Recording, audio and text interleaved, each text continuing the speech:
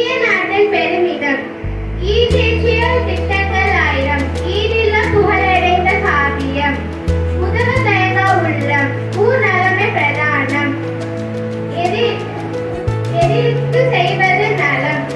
எவரும் இவரும் சமம். ஏட்டுக்கல்வி சார்ந்த திட்டம். ஏழைகளுக்கு சார்ந்த மட்டம். ஐயன் வள்ளுவன் அரசாட்சி. ஐயமின்றி எதற்கும் மஜா மரம். ஒப்பு உயர்வற்ற மனக்கணிதம். ஓடு நீர் அலைகள் முழக்கம். ஓங்கி புகழ் அதனில் தொடக்கம். ஒவ்வை புகழ்